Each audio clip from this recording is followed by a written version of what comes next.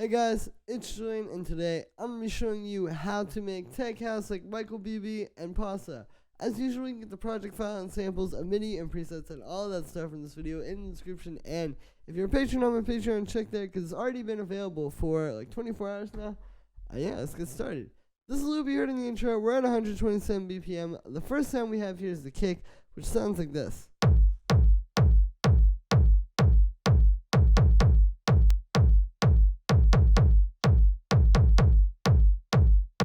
So with this kick, it's really mostly about the type of sound you can hear. You want like a very beefy, kind of like low mid-range heavy kick like this. Like you don't want something kind of soft or like an 808 style kick. You really need like that powerful, saturated kind of kick like this. And the other thing here is the pattern. You can see there's all these little like notes like that. Stuff like that is also very important with the style. I find like it really helps to bring it to life. It makes it not just like doom, doom, doom over and over.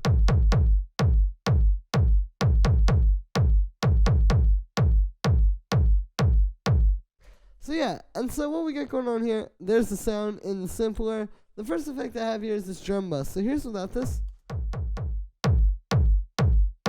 And then with it. So you can hear, this is really fattening the kick up. I've got the transients turned up a bit.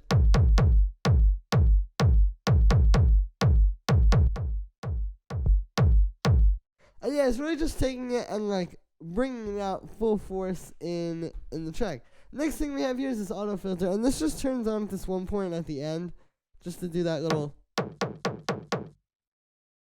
you know, those kind of like little transitions where you filter up the kick. And then the last effect I have on here is the EQ8, and this is just cutting out some low mid-range as well as boosting some of the mid-range for the punch. So here's without this. And then with it, so you can hear the difference there. That is it for the kick. Next thing that we have here is the bass, which sounds like this.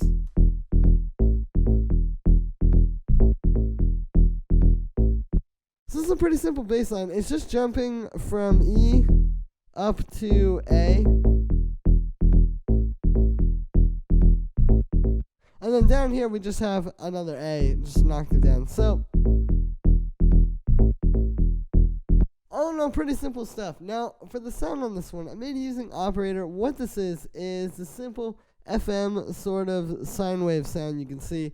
Yeah, we just got these all here. I've got this last one an octave up. So this is the kind of technique with this style. You know, you want one of these sort of bigger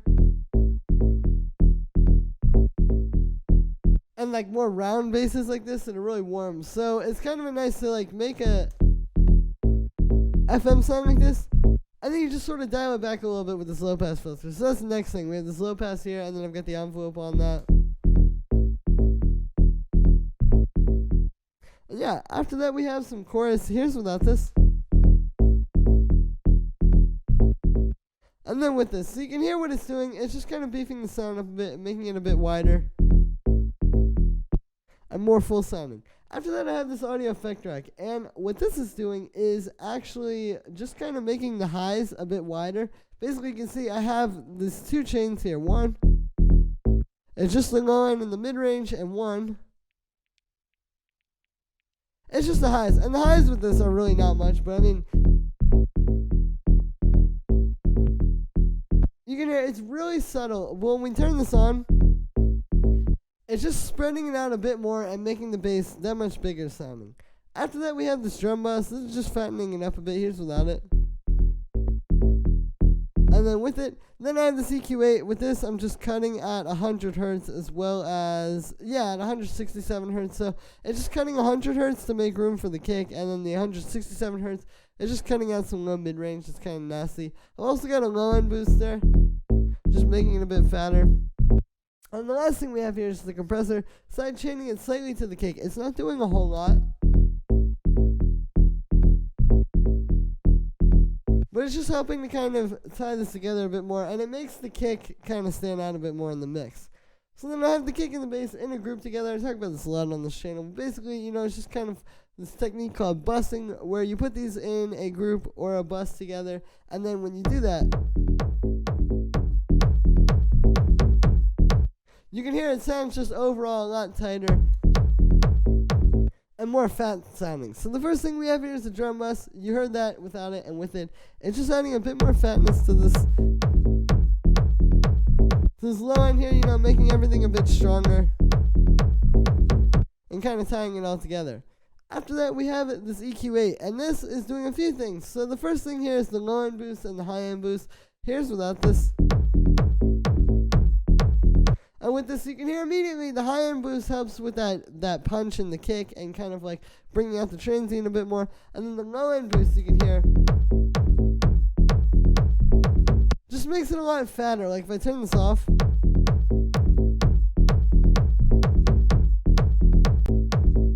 then turn it on, you can hear, it just really brings out that low end. Makes it a lot fatter, like I said. And then I've got this little mid-range cut here. This is just kind of cutting out some mud. You can hear the difference there. And that is it for the low end. Next thing that we have here is this little tambourine and this hi-hat, which sound like this. So I'm showing these two together because they're basically both sort of like the main like hi-hat underneath this one in this beat,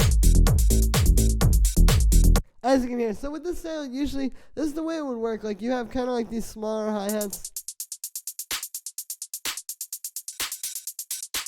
and those are just kind of sitting underneath everything. And then what's happening here is these are playing two different patterns. Like we have this, where it's like it's kind of like stopping, and then we have this one, where it's just like constant 16 notes, and then those two together, it's like kind of a lot of stuff going on, but it's very subtle, and the way it's in there makes it not too much, basically. So the next thing we have here is the clap, which sounds like this. So it's pretty simple. It's just this like punchy, kind of sharp clap. I've got a bit of saturation on it. You can hear without that versus with it. It's just adding a lot more punch and kind of fatness to the sound.